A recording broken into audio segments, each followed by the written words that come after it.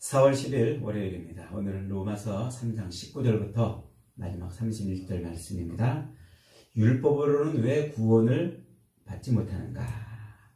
율법으로는 왜 구원을 받을 수 없는가? 라는 제목입니다. 로마서는 사도 바울이 로마 교회에 보내는 편지라고 그랬죠. 로마 교인들에게 자기를 소개하는 거예요. 바울은 로마 교회와 충분한 교제가 있었고 그들과 잘 아는 사이는 아닙니다. 그저 건너 소식을 듣던 그런 사람들이죠.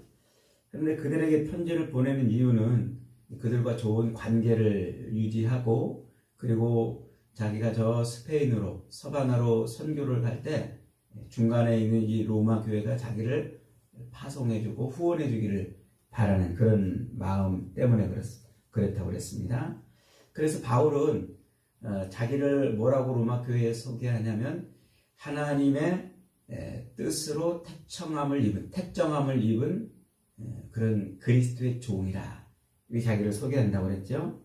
그리고 자신이 왜 그렇게 목숨을 버려가면서까지 복음을 전하고 있는지, 그 복음이 도대체 뭔지 그걸 설명하는 데 주력을 해요. 복음은 한마디로 뭐라고 그랬어요? 예수 그리스도의 십자가 사건. 그러니까 예수님이 십자가에서 죽으셨다 부활하신 그 사건. 예수님이 십자가에 죽으셨다 부활하신 바로 그 일이 복음이라 이렇게 설명을 했다고 했어요. 그리고는 그 십자가에 못 박혀 죽으신 그 예수가 누군지를 설명합니다. 그 예수가 누구라고요? 하나님의 아들이라고요. 그런데 이미 구약 성경에 선지자들로부터 수없이 그가 하나님의 아들로 이 땅에 오실 것이고 그를 통해서 세상이 구원받을 것이라는 이야기를 이미 수없이 예언을 해놓은, 약속을 해놓은 바로 그 하나님의 아들이었다라고 이렇게 말씀하고 있어요. 그래서 이 예수는 혈통적으로는 다윗의 혈통으로 태어났지만 성결의 영으로는 하나님의 아들로 선포되신 분이라 라는 겁니다. 그러니까 그 하나님의 아들이 이 땅에 육신을 입고 오셔서 십자가에 못 박혀 죽으셨다 부활하시는 그 사건, 그것이 곧 우리 모든 인류를 구원하는 구원의 사건이고 우리를 하나님의 백성 되게 하는 그런 사건이었다. 그래서 그 사건이 곧 예수를 그리스도 되게 하는 사건이었다. 이렇게 말했다고 그랬죠. 하나님은 그렇게 예수를 십자가에 매달아 죽이시기까지, 모든 인류의 죄를 대신해서 십자가에 매달아 죽는 그 어린 양을 대표하는 그런 일을 이루시기까지 어떻게 하셨다고요? 세상 모든 역사를 주물러 오셨다고요. 그래서 이 씨줄과 날줄이 얽히고 설켜서 한 폭의 천이 짜지는 것처럼 하나님은 세상의 모든 역사의 수레바퀴를 굴려가면서 그 역사 속에서 한 나라를 세웠다 패하기도 하고 수많은 사건들을 또 일으켰다가 또 없애기도 하시고 그 많은 사람들을 들어서 사용도 하시면서, 그리고 역사의 수레바퀴를 굴려오시면서 예수 그리스도의 십자가 죽으심과 부활 사건을 만들어내셨단 말이에요. 예수님의 십자가 죽으심과 부활이 어쩌다 이루어진 게 아니고 우연히 벌어진 사건이 아니고 이미 하나님이 태초부터 작정하시고 이 사건을 이루기 위해서 수많은 역사를 그렇게 굴려오셨는데, 그래서 그 역사에서 포들 조각 맞춰가듯이 그렇게 이 예수 그리스도의 십자가 죽으심과 부활 사건을 만들어 오셨다. 그것을 한마디로 뭐라고 그랬어요? 하나님의 경륜이라고 이렇게 소개한다고 그랬죠.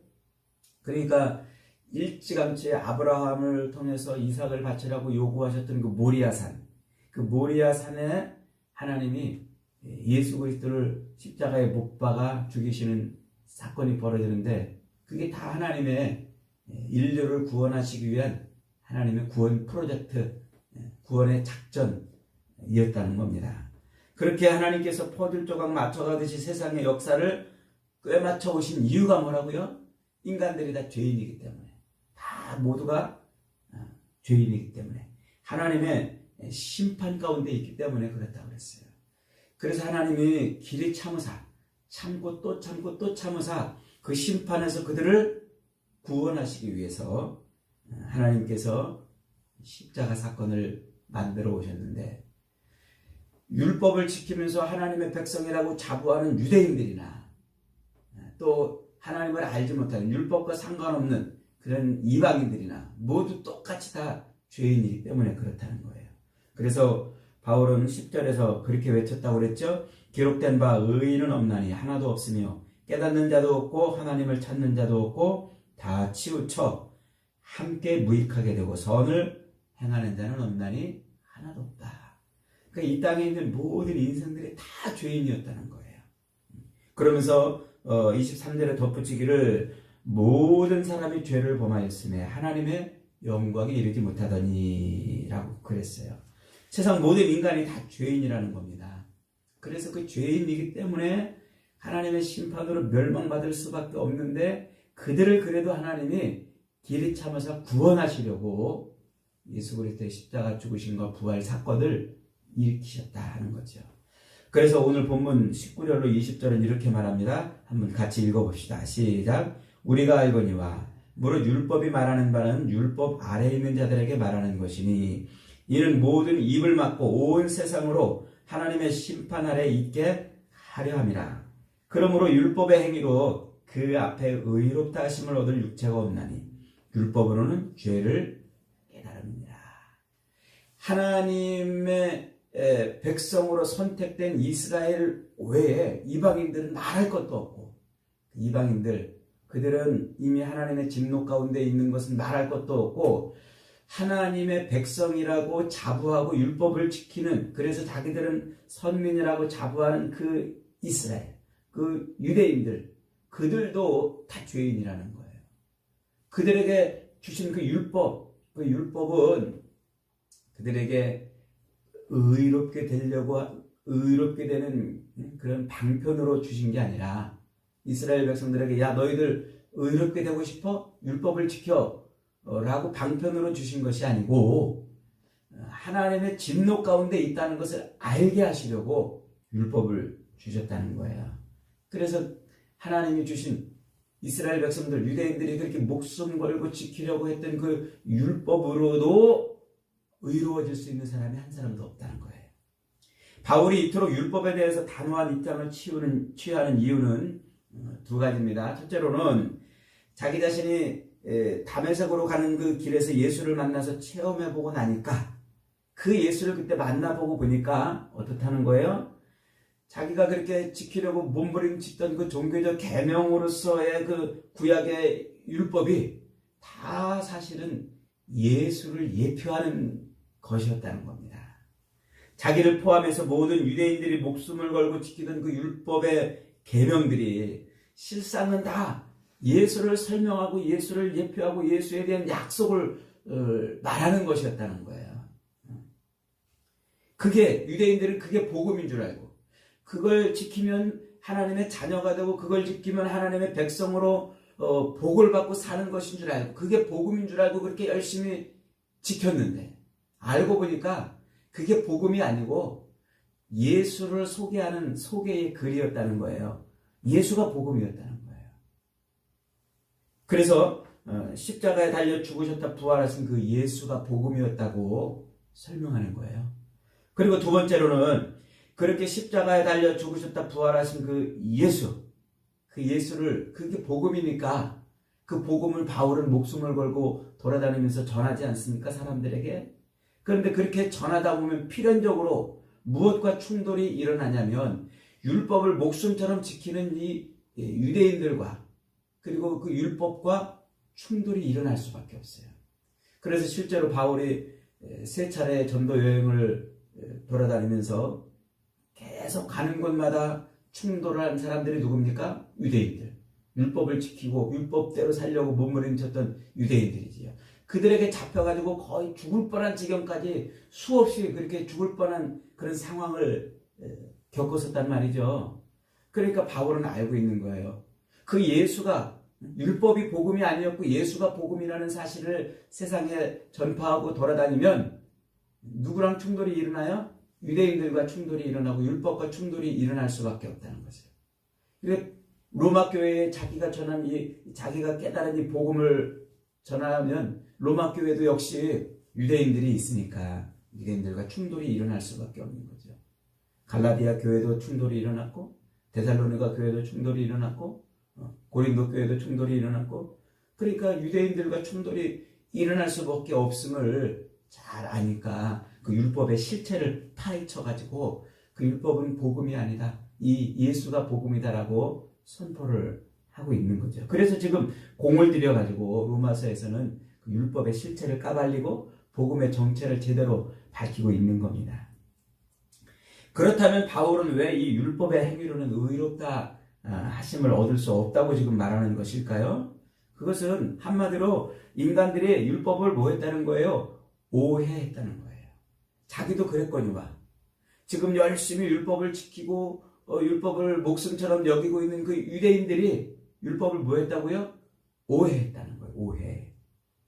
이 말을 이해하려면 바울이 저 갈라디아 교회에 보내는 갈라디아서를 참고할 필요가 있어요. 갈라디아서 3장 21절로 24절에 가면 이런 말씀이 있습니다. 제가 한번 읽어봅니다. 만일 능히 살게 하는 율법을 주셨다라면 의가 반드시 율법으로 말미암았으리라.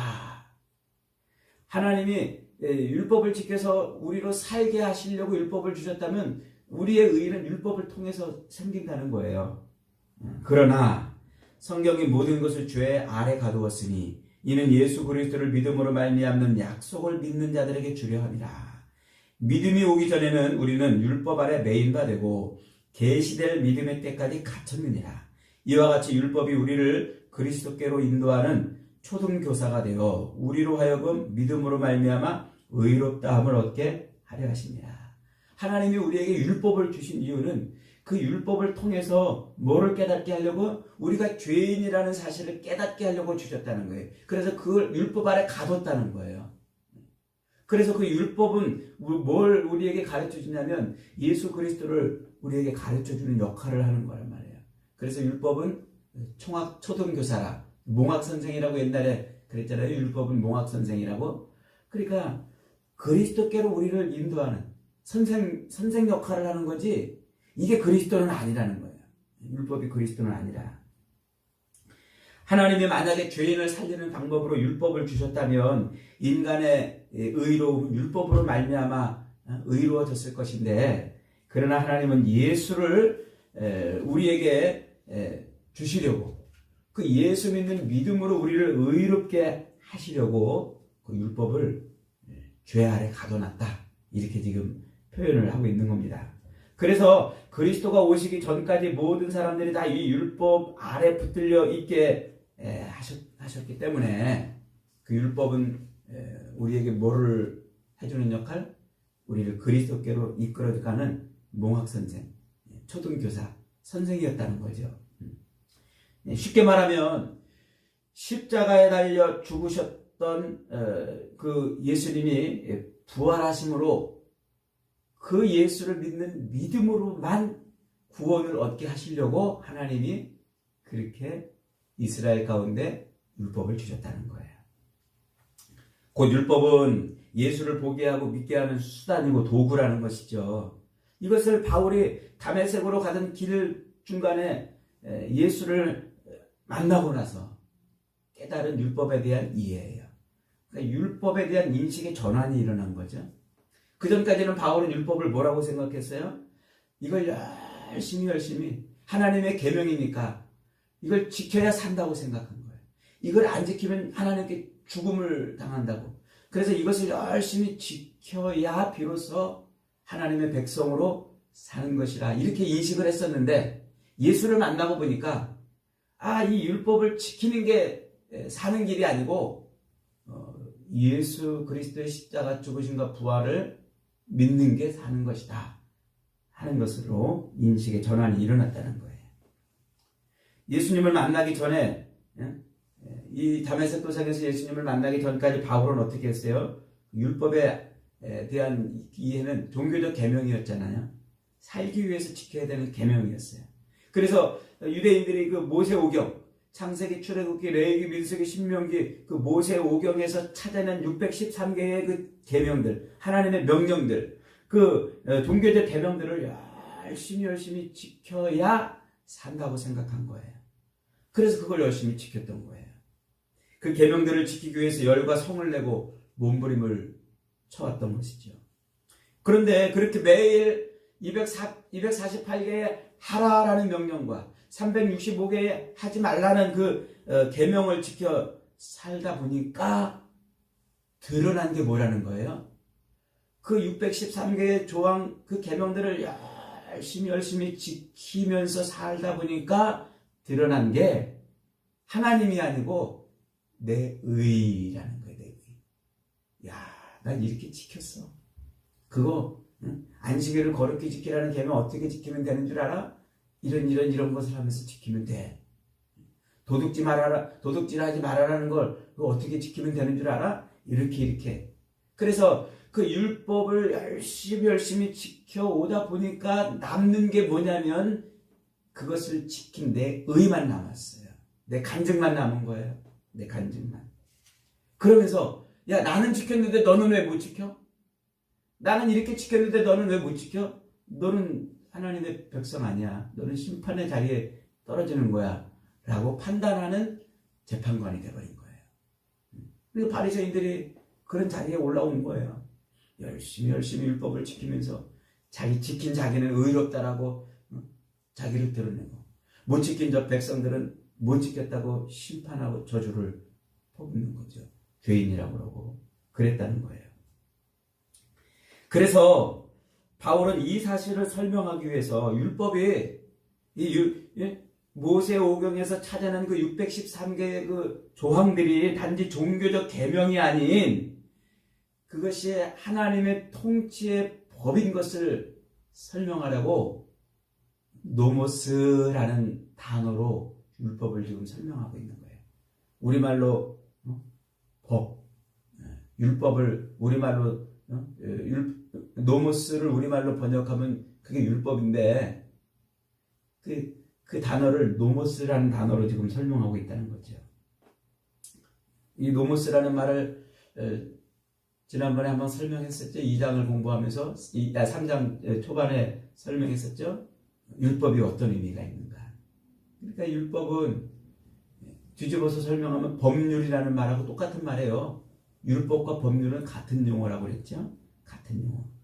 이 법이라는 것은 곧 무엇에 대한 이야기냐면 주권에 대한 이야기라고 했어요. 주권. 그래서 대한민국 헌법 1조 2항에 모든 주권은 국민에게부터 나온다.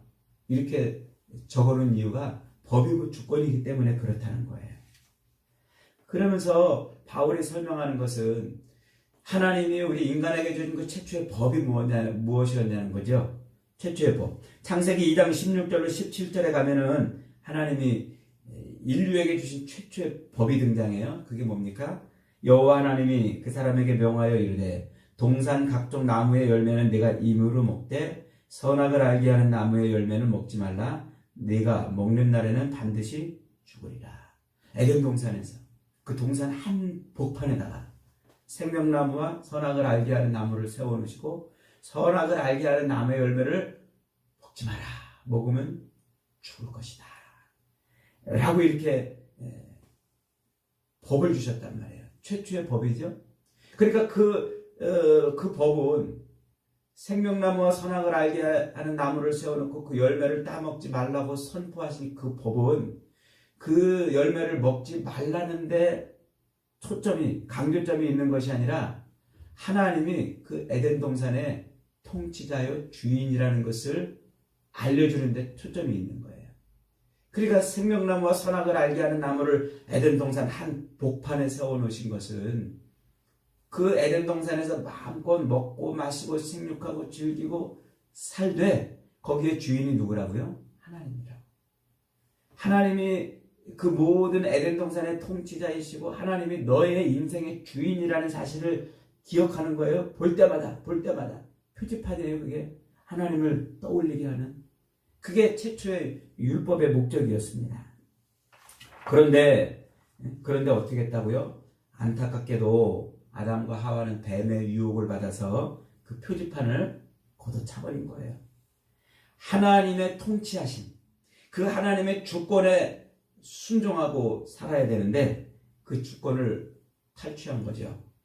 그래서 3장에 이 아담과 하와가 타락하던 그 장면을 자세히 들여다보면 이런 것을 알 수가 있어요. 3장 1절에 가면은 이 뱀이 하와에게 다가와서 묻습니다. 하나님이 참으로 너희에게 동산 모든 나무의 열매를 먹지 말라 하시더냐? 이렇게 뱀이 하와에게 물어요. 그랬더니 하와가 대답합니다. 하나님의 말씀에 너희는 먹지도 말고 만지지도 말라 너희가 죽을까 하노라 하셨다. 이렇게 대답해요. 그랬더니 뱀이 그 대답에 또 뭐라고 묻습니까? 뱀이 말하되 여자에게 이르되 너희가 결코 죽지 아니하리라. 이렇게 말해요. 여기서 놓치지 말아야 될 아주 중요한 점이 바로 이 논점이 바뀌었다는 거예요. 논점이.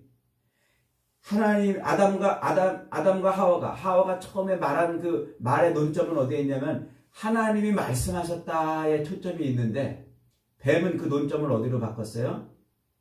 죽느냐 사느냐 문제로 논점을 바꿔버린 거예요. 죽느냐 사느냐. 그러니까 하나님이 사라져버렸어요. 갑자기 그 말 속에. 야, 너희 그거 먹어도 안 죽어. 너희 그거도 안 죽어. 이렇게 지금 유혹을 한 거죠.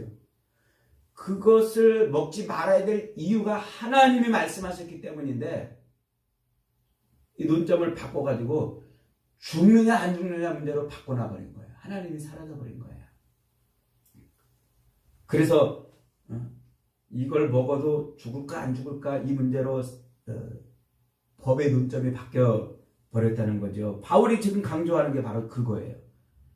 출애굽해서 하나님이 이스라엘 백성들에게 시내산 밑에서 율법을 주셨는데 그 율법은 앞으로 들어갈 그 가나안 땅에 이스라엘 백성들이 들어갈 때 그 땅을 통치하는 통치자가 누구라? 하나님이라. 그리고 너희의 주권자가 누구라? 하나님이라는 것을 알려주시려고 시내산 밑에서 율법을 주셨는데, 그래서 그 율법은 어디에 들어가 있어요? 성막의 한 가운데 가장 은밀한 곳에 언약궤 속에 들어가죠. 십계명으로 대표되는 그 율법이. 그래서 이 성막의 그 한 가운데 들어가는데, 성막은 이스라엘 모든 진영의 한 가운데 있잖아요. 한 복판에. 하나님이 너희의 주권자고 너희의 통치자고 너희의 왕이라는 사실을 잊어버리지 말라고 주신 그 율법을 이스라엘은 어떻게 했다고요? 그것을 죽느냐 사느냐 문제로 바꿔가지고 지키느라고 몸부림쳤다는 거예요. 지키느냐고. 그래서 하나님의 왕 되심, 하나님의 주인 되심을 깨닫고 그분의 백성으로 살아가는 것이 아니라 613개의 조항을 지켜냄으로써 하나님의 백성이 된다고 생각을 한 거예요. 그걸 지켜야만 산다고 생각을 한 거예요. 율법의 조항들을 지켜내느냐 지켜내지 못하느냐가 하나님의 백성이 되느냐 안 되느냐를 판가름하는 기준이 되어버린 거예요. 하나님이 자기들의 통치자요 왕이심을 기억하라고 주신 율법이 어느 순간에 행위의 법으로 바뀌어버린 거예요. 그래서 바리새인들은 자기들이 이렇게 판관의 자리에 앉아서 율법을 지키는지 못 지키는지 백성들을 판가름하는 그런 인생들이 된 거죠. 하나님의 의가 아닌, 하나님의 주권이 아닌 자기의 의, 자기 주권만 남은 거예요. 그렇기 때문에 사도 바울은 율법을 지키는 행위로는 절대로 하나님의 백성이 될 수 없다고 선언을 하는 거예요. 이 말을 정확하게 표현하고 있는 말이 우리가 내일 묵상할 4장 13절에 나옵니다. 4장 13절에 보면 이런 말씀이 있어요. 아브라함이나 그 후손에게 세상의 상속자가 되리라고 하신 언약은 율법으로 말미암는 것이 아니요 오직 믿음의 의로 말미암은 것이니라. 이 말을 어떻게 제가 쉽게 설명할까 생각하다가 이런 예를 하나 생각해 냈어요. 제가 질문을 드려볼 테니까 한번 답을 해보시기 바랍니다. 요즘에 우리나라에 외국인들 많이 들어와 살죠. 외국인들도 들어와 살고 외국인과 결혼해가지고 다문화 가정도 많이 있어요.